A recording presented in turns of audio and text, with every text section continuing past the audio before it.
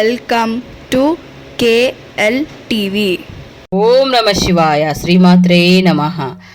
జై గురుదత్త. ఆషాఢ మాసంలో వచ్చే గురు పౌర్ణమి శుభాకాంక్షలండి మీ అందరికీ. పరమ పవిత్రమైన ఈ రోజున భక్తి శ్రద్ధలతో ఈ కథను తప్పక వినండి. గురువులకే గురువు శ్రీ దత్తాత్రేయ స్వామి చేసిన లీలలను ఎవరైతే వింటారో, ఎవరైతే భక్తి శ్రద్ధలతో బక్క వాళ్ళకు కూడా వినిపిస్తారో వారి జన్మ ధన్యమవుతుంది. స్వామివారి లీలలు చెప్పడం ఎవరి తరం కాదు.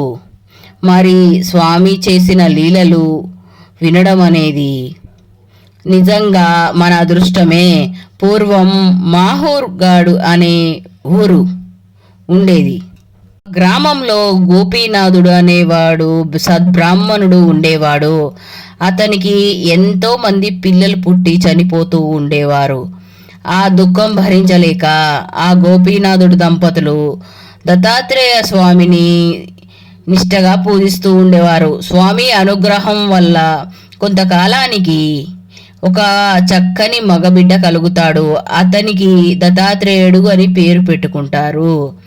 అల్లారు ముద్దుగా పెరిగిన పిల్లగాడికి 5వ ఏటనే ఉపనయనం చేస్తారు. 12వ సంవత్సరంలోనే రూపవతి సుగుణాల రాశి వాటికి సావిత్రిని కన్యతో వివాహం చేస్తారు.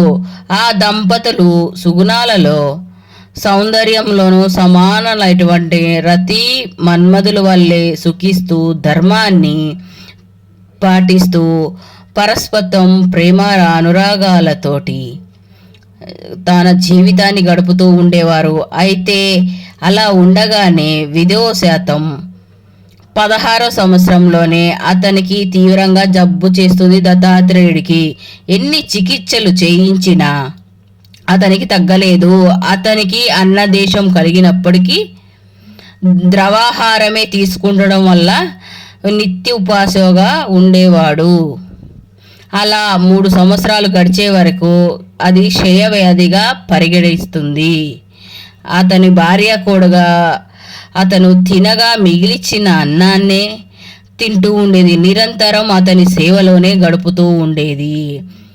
తన కృషించిన కొద్దీ ఆ తీవ్రత కూడా తను కూడా కృషించుకుంటూ ఉండేది. తను కూడా ఎంతో బాధపడు ఆమె అతన్ని చూస్తూ బాగా బాధపడుతూ ఆమె ఒక పాత చీర కట్టుకొని నగలన్నీ తీసేసి ఉండేది. జుట్టు దువ్వుకోపోయేసరికి ఆమె జుట్టు జడలు కట్టేశాయి. చిక్కి శల్యమైన వంటి ఆమెను అత్తమామలు ఎంత వాదించినా కూడా వినకుండా భర్తే ప్రత్యక్ష దైవం అని చెప్పి ఆయన్నే సేవిస్తూ ఉండేది. తనకున్నటువంటి సిరి సంపదలు వెక్షించి ఎంతోమంది దైవజ్ఞులు చెప్పిన శాంతులను, పూజలను, వ్రతాలను ఎన్నెన్నో చేయించింది. ఎందరెందరో వైద్యులు వచించిన మందులను ఎన్నో వాడింది.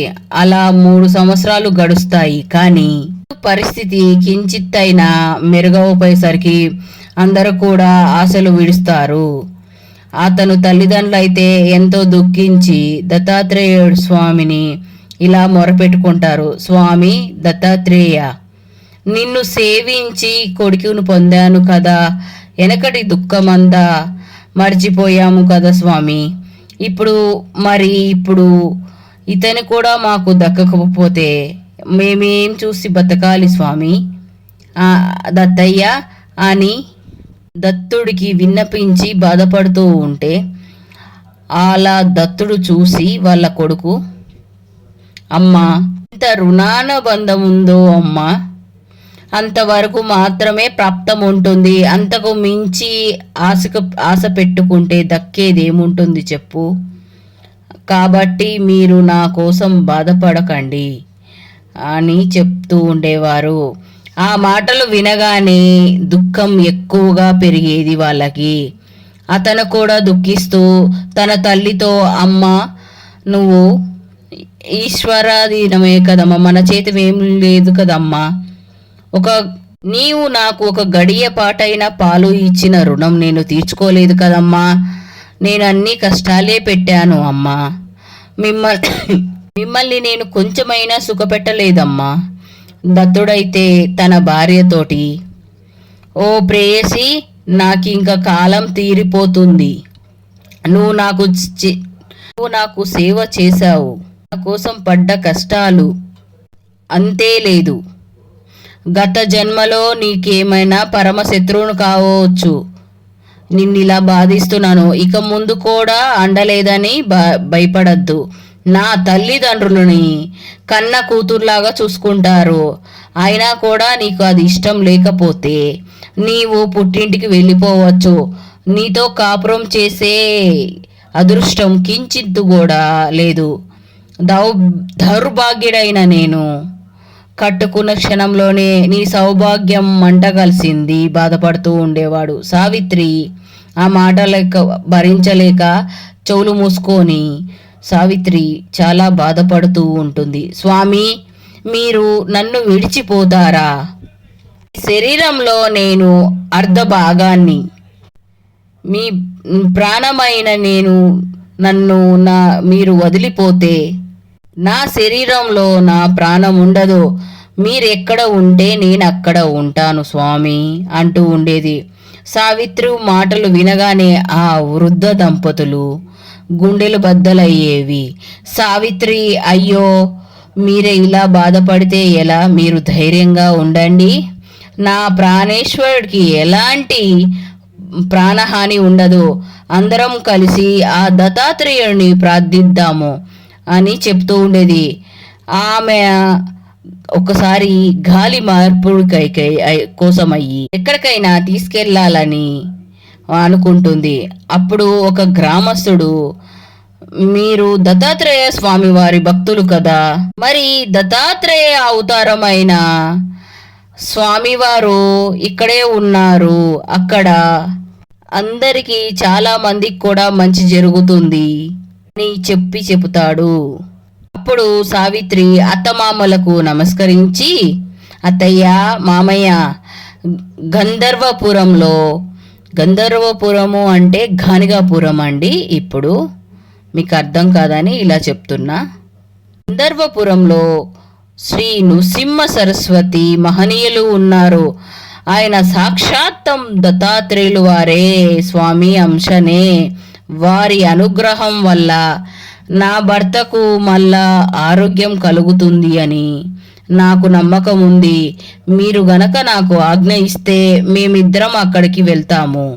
స్వామి మహిమ గురించి ఎందరెందరో చెప్తుంటే విన్నాను.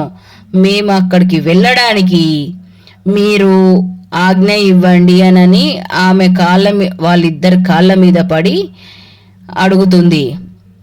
మేము ఆశలు వదులుకున్నటువంటి మా కొడుకు పైన ఎలాగైనా బతికితే చాలు అని ఆమెకి అనుమతించి తగినటువంటి ఏర్పాటు చేస్తారు. ఇక ఆమె అత్తమామలకి, మీరు ధైర్యంగా ఉండండి, ఆ గురుదేవులే నా భర్తను రక్షిస్తాడు అని వాళ్ళకు నమస్కరించి సెలవు తీసుకొని బయలుదేరుతుంది. ఆ యువత యొక్క ధైర్యానికి ఆ వృద్ధ దంపతులు ఉప్పరపడి, అమ్మాయి, దత్తాత్రేయుల స్వామి అనుగ్రహం వల్ల మా అబ్బాయి చిరంజీవి అవుగాక, సౌభాగ్యవతి భవ అని హృదయపూర్వంగా అంటే మనస్ఫూర్తిగా ఆశీర్వదించి దీర్ఘ సుమంగళి భవ అని వీడ్కోలు చెప్తారు. ఇక సావిత్రి తన భర్తకి కష్టం కలగకుండా ఒక పల్లకిలో మెత్తగా పడక ఏర్పాటు చేసి బోయలని మెల్లగా నడవమని చెప్తుంది. ఈ విధంగా వారు 3 రోజులు ప్రయాణం చేసిన తర్వాత గంధర్వ నగరం సమీపిస్తారు. సావిత్రి అక్కడక్కడ పల్లకి దింపి స్వామిని గురించి విచారిస్తూ ఉంటుంది. అంత దూరం ప్రయాణించి అలసిపోయినందువల్ల దత్తుడికి రోగబాధలు మరింత ఎక్కువైతాయి. అవసార దశ సమీపించిందా అని అతను బాధతో గిలగిల్లాడుతూ ఉంటారు. ఎలాగలాగో పల్లకిని గంధర్వపురం చేర్చి అక్కడ ఒక చోట దించి సావిత్రి త్వరగా వెళ్ళి స్వామివారు ఎక్కడ ఉంటారో అని చెప్పి ఆ ఊరి వారిని విచారిస్తూ ఉంటుంది.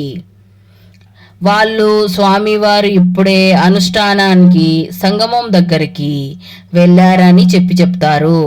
ఇక అతన్ని అక్కడికి తీసుకెళ్ళి సావిత్రి పల్లకి వార్తికి వచ్చేసరికి దత్తుడు మరణిస్తాడు. పాపం ఆమె గుండెలు బాదుకుంటూ ఏడుస్తూ ఉంటుంది. ఆమె పెట్టుకున్నటువంటి ఆశలు పటాపంచలైతాయి. ఆ శోకం భరించలేక కత్తితో పడుచుకుని పోతూ ఉంటుంది. అక్కడ ఉన్నవారంతా కూడా అడ్డు వచ్చి అక్కడికి ఆమెని ఆపుతారు. ఆమె దుఃఖిస్తూ స్వామిని, దత్తాత్రేయ నాకేమిటి గతి, మీరు ప్రాణరక్షణ చెప్పి గంపెడ ఆశతో కాళ్ళు ఈడ్చుకుంటానే వచ్చానే నేను. నా పని ఎలా ఉందో తెలుసా? దైవానుగ్రహం కోసం వెళ్ళిన వారి మీద ఆలయం విరిగి పడినట్టే ఉంది. నీడన చేరుబోయిన వాడినట్టు చెట్టు విరిగి పడినట్టే ఉంది.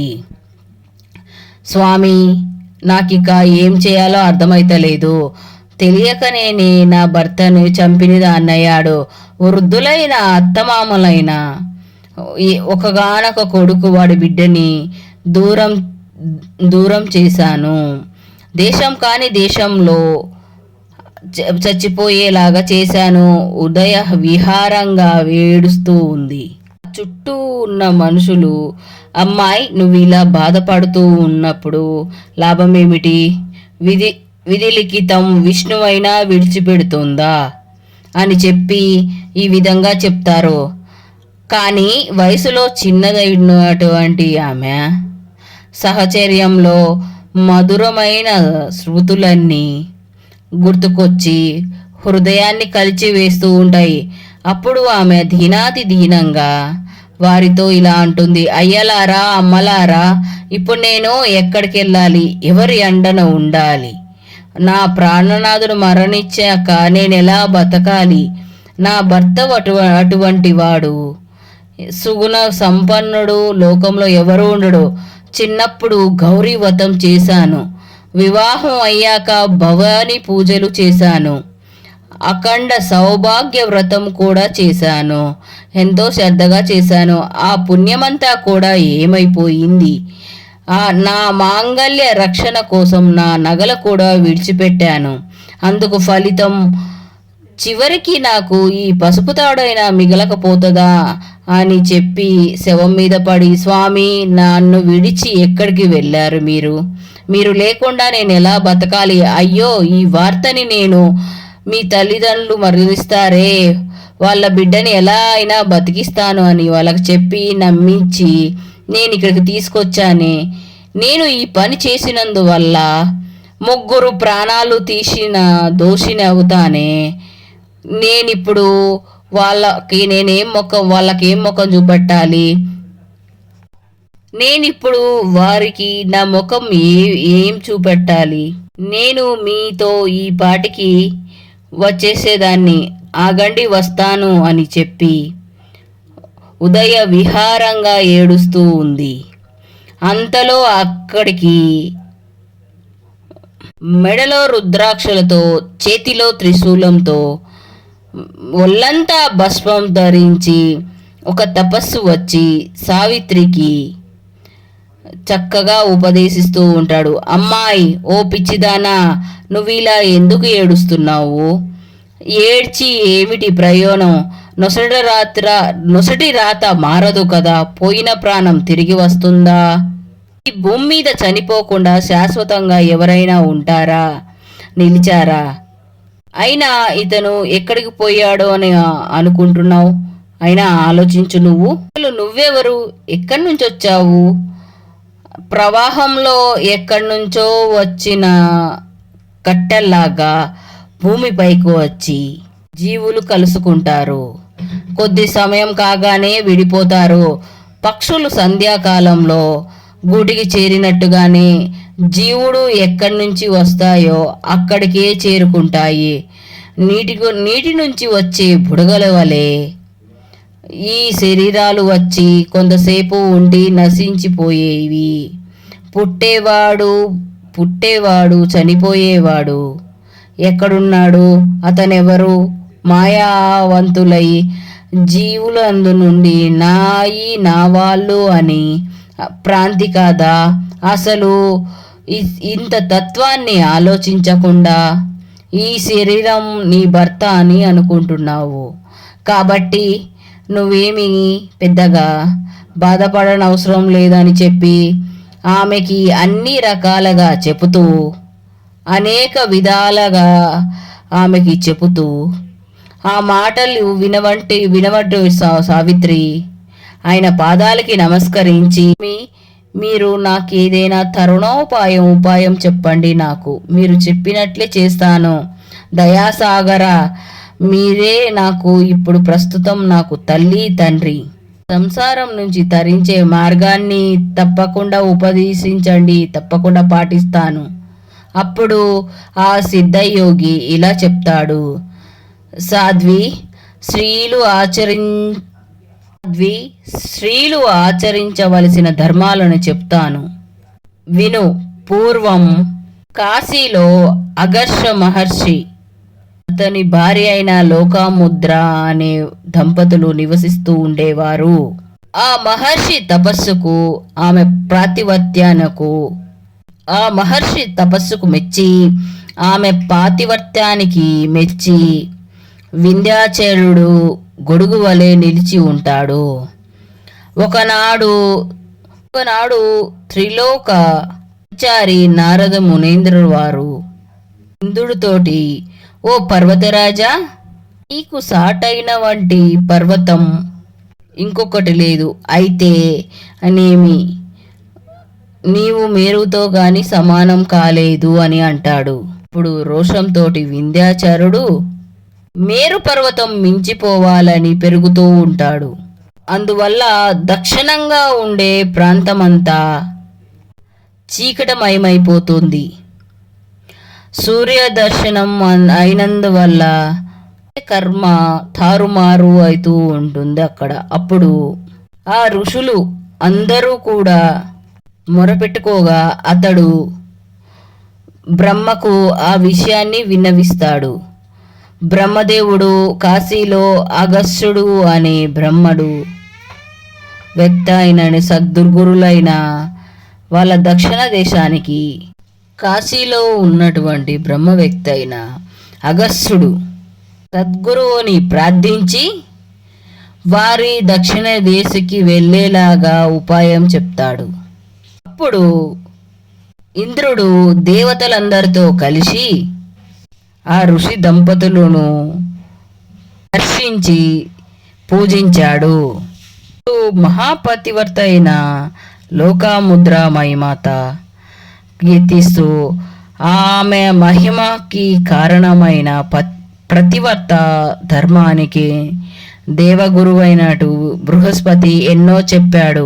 అవేంటంటే, భర్త ఎవరైతే స్త్రీలైతే ఉన్నారో భర్తను ఎప్పుడు కూడా శ్రీహరిగా సేవించాలి, విసుగనేదే లేకుండా అతిథులని ఆదరించాలి. భర్త లోబి అయినా రోగి అయినా వికలాంగుడైనా పరమేశ్వరుడుగా భావించి పూజించాలి. అట్టి ప్రతివత చూసి త్రిమూర్తులు కూడా సంతోషిస్తారు. ఇలా చేయకుండా యథేచ్ఛగా సంచరిస్తే ఆమె పుణ్యమంతా నశించి నరకానికి వెళ్తుంది. ఇక మరొక విషయం ఏమిటంటే, భర్తను మరణించినప్పుడు భర్తతో సహజీవనం చేయడం ఉత్తమం. భర్త దూరదేశంలో ఉన్న ఆమె గర్భవతి అయినా లేక ఆమెకి పాలు తాగే బిడ్డ ఉన్నా మాత్రం సహగమనం చేయకూడదు. సరే, ఇప్పుడైతే బృహస్పతి చెప్పినటువంటి ధర్మాలలో 2 చెబుతాను, ముఖ్యంగా విను. స్త్రీలకి 2 మార్గాలు కనిపిస్తున్నాయి. ధైర్యంగా ఉన్నవారు సహగమనం చెయ్యాలి. కాబట్టి అమ్మాయి, నువ్వు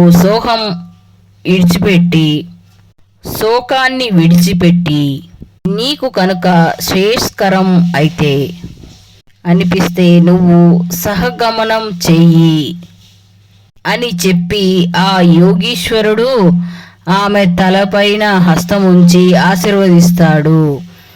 అప్పుడు ఆమె, ఓ యోగేశ్వర, మీరే నాకు తల్లి తండ్రి, నాకు ఎవ్వరూ లేరు.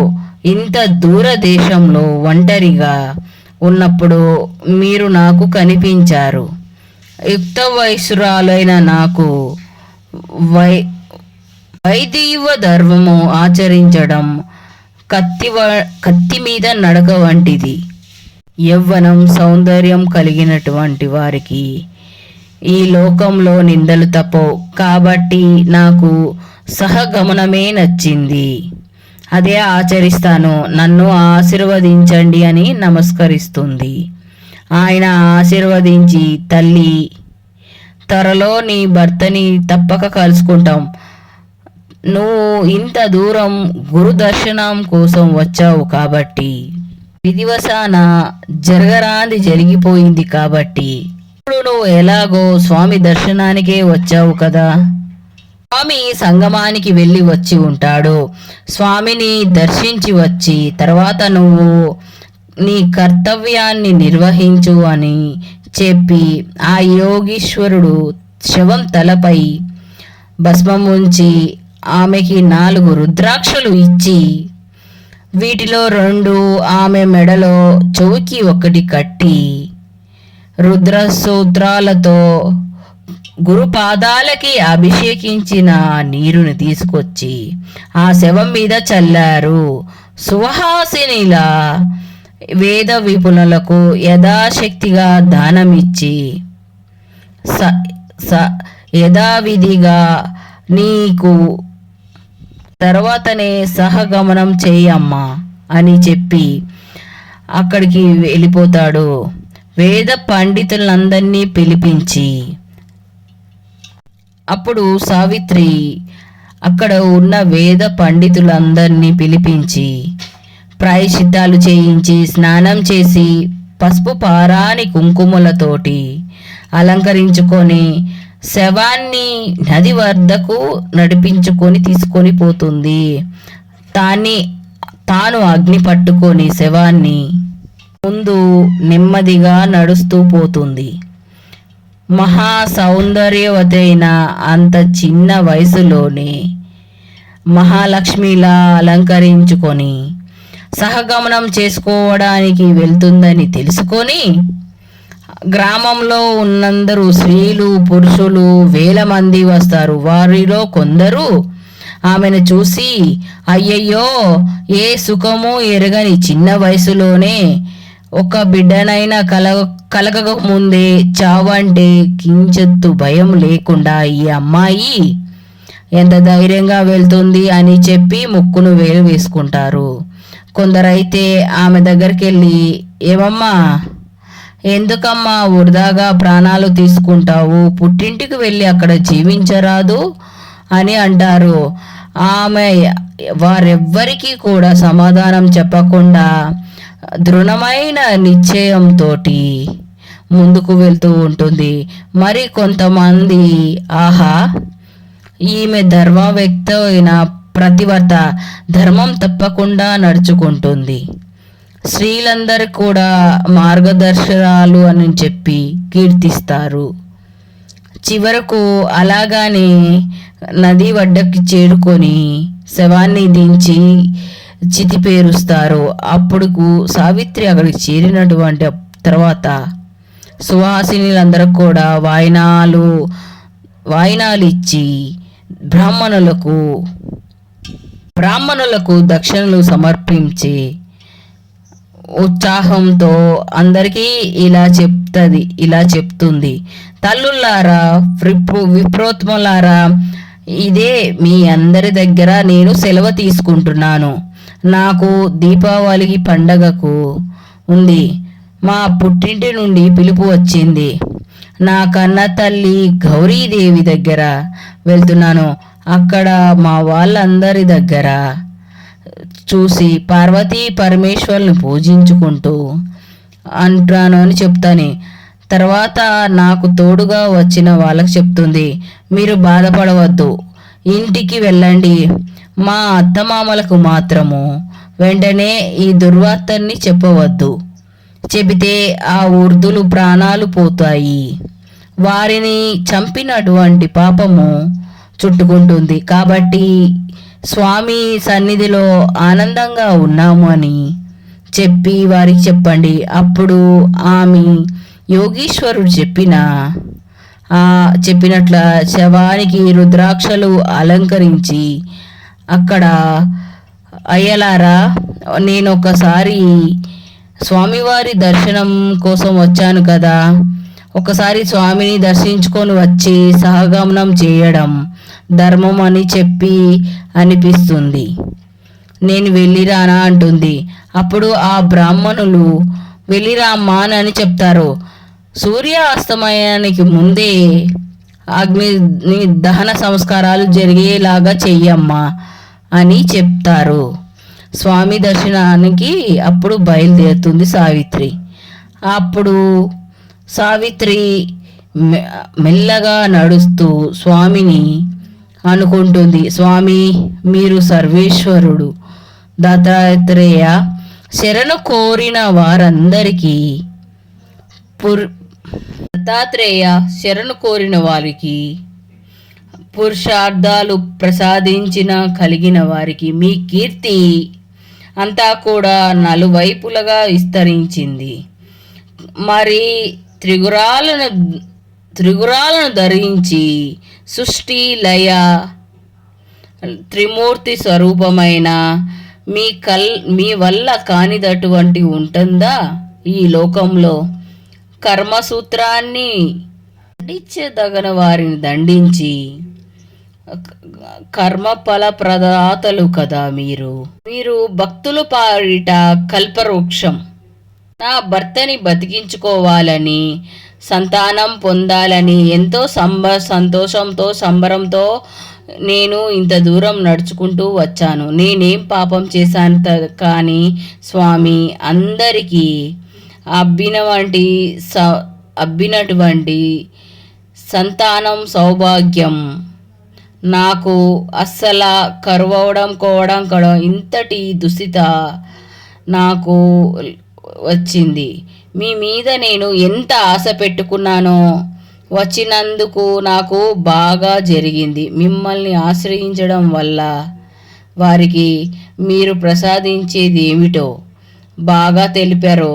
ఈ లోకంలో వ్యాపించిన మీ కీర్తి పరలోకానికి కూడా నేను తప్పక తీసుకెళ్తాను అని చెప్పి బోరున ఏడుస్తుంది. అలాగా అనుకుంటూ స్వామి సన్నిధికి చేరుకుంటుంది. స్వామి కనిపించగానే ఆమె హృదయంలో అపారమైన భక్తి. అక్కడి నుండి సాష్టాంగ నమస్కారం చేస్తుంది. స్వామి నిత్యము కూడా సంతోషంగా ఉంటాడు కాబట్టి అంతే చిరునవ్వుతో ఆమెను చూసి నిత్య సౌభాగ్యవతి అని ఆశీర్వదిస్తాడు. వెంటనే అక్కడ ఉన్నటువంటి కొంతమంది తమలో తాము నవ్వుకుంటూ ఉంటారు. అతనిలో ఒకరు సాహసించి, స్వామి ఈమె భర్త ఇప్పుడే చనిపోయాడు, అతను శవం శ్మశానంలోనే ఉంది, మీ దగ్గర సెలవు తీసుకొని ఈమె కూడా సహగమనం చేయాలి అని అనుకుంటుంది. అయితే ఈమె సౌభాగ్యవతి ఎలా అవుతుంది స్వామి అని అడుగుతాడు. అయితే అది ఇన్నటువంటి స్వామి ఎలాగా ఎప్పుడు పోయింది అని అడిగాడు. ఏమైనా సరే ఈమె సౌభాగ్యవతిగానే ఉంటుంది. ఈమె భర్త ఎలా చనిపోయాడు మేము కూడా చూస్తాము. అగ్ని సంస్కారం ముందే నిలిపివేయండి, ఆ శివాన్ని తీసుకురండి, మా వాక్కు ఎప్పటికీ వ్యర్థం కాదు అంటాడు. అందరూ ఆశ్చర్యపోయి ఎంతో ఆసక్తిపరంగా ఆ శవాన్ని తీసుకురావడానికి వెళ్తారు. అంతలో కొంతమంది బ్రాహ్మణులు వచ్చి గురువు పాదాలకు రుద్రాభిషేకం చేస్తారు. అంతలో ఆ శవాన్ని అక్కడికి తీసుకొని వస్తారు. వెంటనే స్వామివారు తమ పాదోకం తీసి ఆ శవంపై చల్లి అమృత దృష్టితో చూస్తూ అతి తనేకమయంతో ఆ శవం వైపు చూస్తూ ఉంటాడు. అందరూ చూస్తుండగానే ఆ శవంలో కదలికలు కలిసి లేచి అప్పుడు అతను లేచి సావిత్రితోటి, ప్రేయసి, నువ్వు నన్ను ఎక్కడికి తీసుకొని వచ్చావు? ఈ యతీశ్వరులు ఎవరు?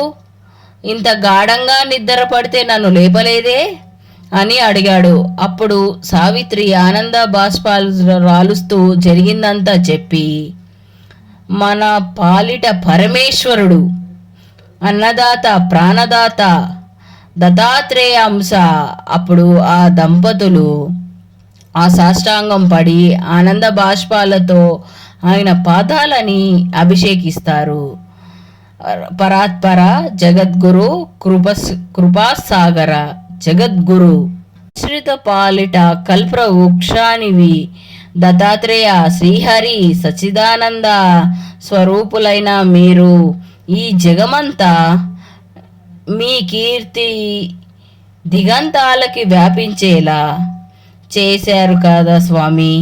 ఎన్నో పాపాలు పుట్టినటువంటి నన్ను దుఃఖాలు పడిన మాకు సర్వ జీవ రక్షాని నువ్వే కదా స్వామి. సర్వ జీవ రక్షకులైన మిమ్మల్ని మేము మర్చిపోయాము, మీరే మాకు దిక్కు అని అంటూ స్వామిని స్మృతిస్తారు. ఇక ఆ తర్వాత అందరిలో కూడా దూతుడు స్వామి ముందుకు వచ్చి, అయ్యా, నాకొక సందేహం ఉంది.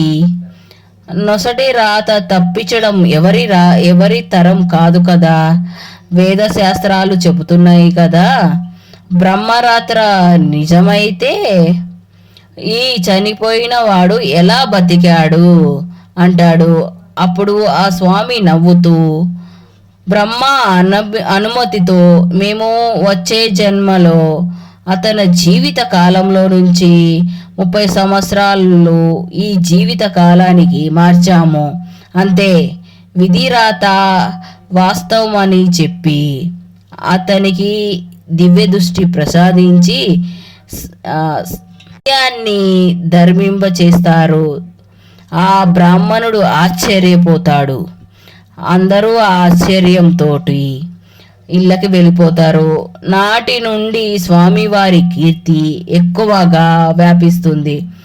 సావిత్రి, దత్తాత్రేయులు సంగమంలో స్నానం చేసి స్వామిని పూజించి వేద విప్రులకు భారీ ఎత్తున దక్షిణలిచ్చి పంపిస్తారు. తర్వాత సూర్యుడు అస్తమిస్తాడు. ఆ దంపతులను తీసుకొని స్వామివారు తమ మఠానికి చేరుకుంటాడు. ఇక ఆ తర్వాత దత్తుడు, సావిత్రి అక్కడే నిద్ర చేసి మరుసటి రోజు తెల్లవారుజామునే స్నానం చేసుకొని స్వామివారిని దర్శించుకొని అప్పుడు సావిత్రి నమస్కరించి స్వామిని ఇలా అంటుంది, స్వామి, నిన్న నేను శోకిస్తున్నప్పుడు ఒక యోగీశ్వరుడు వచ్చి ధర్మము అలాగే రుద్రాక్షలు విభూది కూడా ఇచ్చారు. అసలు ఆయన ఎవరు? నాకు ఆయన చెప్పినట్టు చేయడం వల్లనే నాకు ఇంత మహద్భాగ్యం కలిగింది. మళ్ళీ వాళ్ళ దర్శనం నాకు ఎప్పుడు కలుగుతుంది స్వామి అని అడుగుతుంది. స్వామివారు చిరునవ్వులు కలిగిస్తూ, అమ్మాయి, నీ అతి భక్తిని చూసి నేనే మారు రూపంలో వచ్చి నీ దగ్గరికి వచ్చాను. మీకు రుద్రాక్ష మహిమ తెలియజేయడానికే వాటిని ప్రసాదించాము. వాటి మహిత్యం వల్లనే ఇలాంటి లభించింది. మీరు మాకు వాటి మహిమ వల్లనే మీకు ఇలాంటి అభయం లభించింది. మీరు నాకు ఆప్తులు కాబట్టి వాటి మహత్యం గురించి నీకు తెలియాలని ఈ విధంగా చేశాను. అలాగే మీకు నేను మరింత ఎక్కువగా పరీక్ష కూడా పెట్టాను. సహగమనం చేస్తావా లేదా అని నేను పరీక్ష పెట్టాను. నువ్వు అప్పటికే సహగమనం చేయడానికి అప్పటికే నిశ్చయించుకున్నావు. నిన్ను నీ పతిభక్తిని చూసి ఎంతో సంతోషం వేసింది అని స్వామి చెబుతాడు. ఇక సావిత్రి స్వామివారి పాదాలకి మొక్కి, స్వామి నిరంతరం మీ పాదాలని స్తుతించేదానికి సాధనంగా నాకేదైనా మంత్రం ఉపదేశించండి అని చెప్పి వేడుకుంటుంది. అప్పుడు స్వామివారు, అమ్మా, భర్తని సేవించడం కన్నా భార్యకు వేరే మార్గం లేదు. స్త్రీలకు మంత్రోపదేశం చేయకూడదు. అమ్మ, స్త్రీలకు భర్తని సేవించడం కన్నా మించిన మోక్షం ఇంకొకటి లేదు. స్త్రీలకు మంత్రోపదేశం చేయకూడదు కాబట్టి నేను నీకు చేయకూడదు అని చెబుతాడు స్వామివారు. ఇక సావిత్రి, సరే స్వామి, కనీసం ఏదైనా వ్రతం ఉంటే చెబుతారా, ఆ వ్రతం చేసుకుంటాను అని చెప్పి అంటుంది. అప్పుడు స్వామివారు, తప్పక చెబుతాను, అది సోమవార వ్రతం. స్వామి, నీ పాదసేవకు మించినటువంటి వ్రతం ఏముంటుంది? అయినా కానీ నేనేదో వెరిదాన్ని కాబట్టి అడిగాను. అయినప్పటికీ స్వామివారు, సరే, నువ్వు అడిగావు కాబట్టి చెప్పడం లేదు. నువ్వు అడగక ముందే ఈ వ్రతం గురించి చెబుతున్నాను. ఈ వ్రత మహత్యం ఎంతో గొప్పది. ఇక అప్పుడు సావిత్రి, మీ ఆదేశమే నాకు వేదవాక్యం. మీరు నచ్చినటువంటి వ్రతం గురించి సెలవివ్వండి అని చెబుతుంది. అప్పుడు స్వామివారు అందరూ కూడా ఆచరించుకోవడానికి అనుకూలంగా ఉన్నటువంటి ఉత్తమమైనది సోమవార వ్రతం. దాని వెనక సూత మహర్షి శవనకాల మునులకి ఎంతగో ఉపదేశించారు. సోమవారం రోజున రాత్రి కాలమే భోజనం చేసో ఇంద్రియ నిగ్రహం ఉండాలి. ఈ వ్రతము మహిమ నిలిపేటువంటి చక్కని ఇతిహాసం కూడా ఉంది అని స్వామివారు చెప్తారు. సోమవార వ్రత కథ గురించి మరొక వీడియోలో తెలుసుకుందామండి. స్వామివారు ఈ విధంగా, స్వామివారి కథ కదా ఈ విధంగా చెప్పగా సావిత్రికి, అలాగే దత్తుడు స్వామికి నమస్కరించి పరమ పవిత్రమైన సాంప్రదాయమైన ఈ వ్రత కథ విన్నందుకు మాకు చాలా సంతోషంగా ఉంది. మీ పాదసేవ ఎంత గొప్ప పుణ్యం. త్రిమూర్త, మీ పాదసేవ మాకు ఎంతో గొప్ప సేవ. త్రిమూర్తి స్వరూపమైన మీరు పాదస్పర్శలో మాలో నిరంతరం ఎప్పుడూ కూడా మాలో భక్తి ఉండేలాగా దీవించండి స్వామి. ఇక మాకు వేరొక వ్రతం మాకు అవసరం లేదు. అప్పుడు స్వామి, ఇది మాకు మా ఆజ్ఞ. ఈ వ్రతం చేస్తే కానీ మీ సేవ నాకు అందదు. కాబట్టి ఈ సేవ చేసుకోండి, ఆశీర్వదించి పంపిస్తాడు. అంతలో మా పుత్రుడు ఆరోగ్యంగా గురు సన్నిధిలో ఉన్నాడని తెలుసుకొని ఆ వృద్ధ దంపతులు గోపీనాథుని వెతుక్కుంటూ అతని భార్యను చూడడానికి అక్కడికి వస్తారు. స్వామివారిని దర్శించుకొని జరిగిందంతా తెలుసుకొని 1000 మంది బ్రాహ్మణులకు సమారాధన చేసి కొడుకు కోడల్ని తీసుకొని స్వస్థానం చేరుకుంటారు. ఇక సావిత్రి, దత్తాత్రేయులు స్వామి చెప్పినటువంటి ఆ సోమవార వ్రతాన్ని ఆచరించి కాలాంతరంలోని పూర్ణాయువు లాంటి కొడుకులని చక్కగా కంటారు. చనిపోయినటువంటి ఒక మనిషిని బతికించి స్వామి ఒక విధవరాలికి తిరిగి సౌభాగ్యాన్ని ప్రసాదించిన వార్త నలుదిక్కులకి ప్రాకిపోతుంది. మరి తెలుసుకున్నారు కదండి, ఈ గురు పౌర్ణమి రోజు దత్తాత్రేయ స్వామి చేసిన అద్భుతమైన లీలలని గురించి మనము మరొక చక్కని కథ. If you like this video, please like, share, subscribe. Thank you very much for watch this video.